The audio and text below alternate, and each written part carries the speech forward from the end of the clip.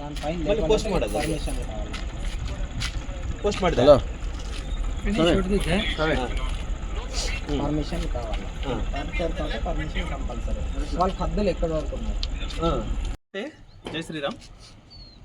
ఇక్కడ వెనక కనబడుతుంది కదా బిల్డింగ్, అరబిక్ కాలేజ్ మైదానంలో కడుతున్నారు. ఆ పాత బిల్డింగ్కి ఇటువైపుగా కొత్త బిల్డింగ్ కడుతున్నారు. ఇప్పటికే బేస్మెంట్ కాదని 3 ఫ్లోర్లు కట్టారు. 4వ ఫ్లోర్కి ఇవి వేశారు, ఫెన్సింగ్ ఇది వేస్తూ ఉన్నారు హోల్స్ వేయడానికి. ఈ విషయంలో మేము ఇంతకుముందు కూడా ఇది ఎవరి ఆధ్వర్యంలో కడుతున్నారు, ఎవరి పర్మిషన్ తీసుకున్నారు, మున్సిపాలిటీ వాళ్ళకి దీనిపైన ఏదైనా సమాచారం ఉందా, ఒకవేళ పర్మిషన్ తీసుకుని ఉంటే ఎలాంటి పర్మిషన్ తీసుకున్నారో ఇవ్వమని ఆర్టీఐ అప్లికేషన్ ద్వారా నేను కోరడమైనది. వాళ్ళు ఏమిచ్చారంటే అలా కడుతున్నట్టుగా మా దగ్గర ఎటువంటి సమాచారం లేదు, మేము ఎటువంటి అనుమతులు ఇవ్వలేదు. ఇదే కాకుండా వెనక ఉన్న పాత బిల్డింగ్కి సంబంధించిన ఏ డాక్యుమెంట్స్ కూడా మా దగ్గర లేవని చెప్పడం జరిగింది. అంతేకాకుండా నేను ప్రత్యక్షంగా మున్సిపల్ ఆఫీస్కి వెళ్ళి ఈ విషయం వాళ్ళకి తెలుపగా వాళ్ళు ఏం చెప్పారంటే, మీరు మాకు ఇప్పుడు చెప్తున్నారండి, 3 ఫ్లోర్లు అయ్యాక చెప్తున్నారు, మీరు ఇన్ని రోజులు ఏం చేశారని నన్ను అడుగుతున్నారు. అంటే నేనేమన్నా టౌన్ ప్లానింగ్ డిపార్ట్మెంట్లో ఉన్నానా, లేదా టౌన్ ప్లానింగ్ సంబంధించిన వ్యవహారం నేను చూస్తున్నానా?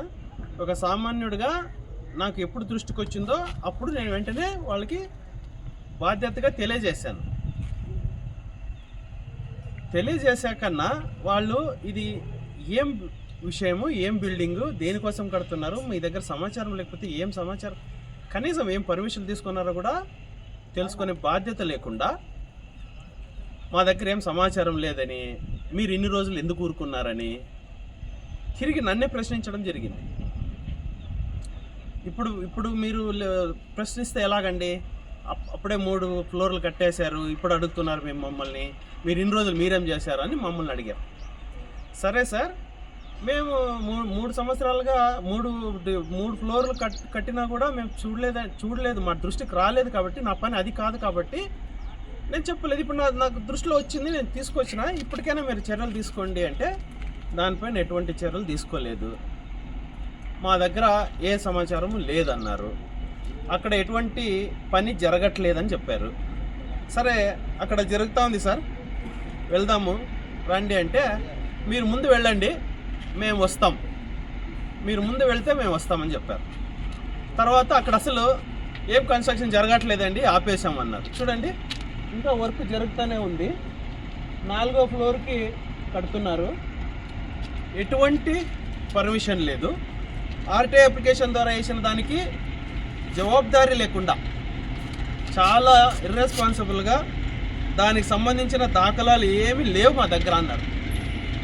ఇది ఖచ్చితంగా ఈ విషయం గురించి విశ్వ హిందూ పరిషత్ దీన్ని పెద్ద ఎత్తున ఖచ్చితంగా తీసుకెళ్తుంది.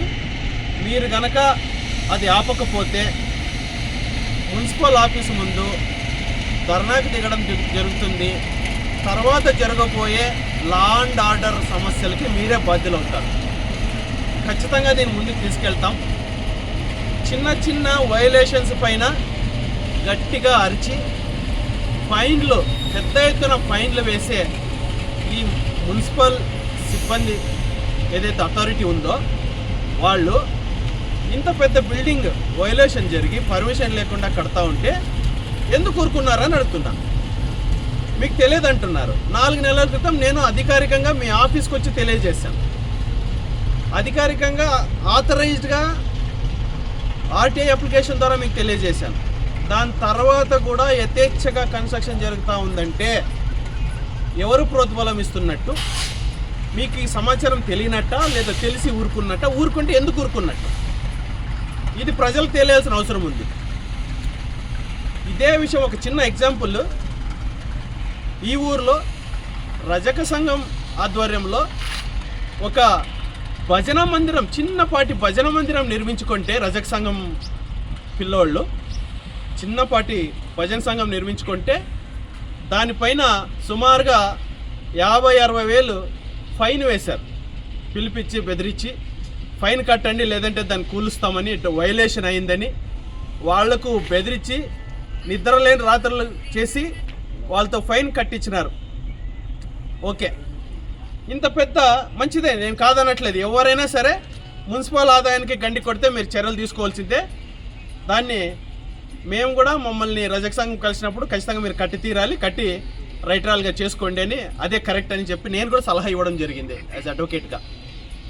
కాబట్టి మున్సిపాలిటీ గండి కొట్టే వాళ్ళ విషయంలో నేను కూడా సపోర్ట్ చేయను. ఇది ఏంటి అని అడుగుతున్నా. కమిషనర్ గారు, టీపీఎస్ గారు, టీపీఓ గారు, మీకు ఇది కనబడుతుందా లేదా? కనబడుతుంటే ఎందుకు చర్యలు తీసుకోవట్లేదు?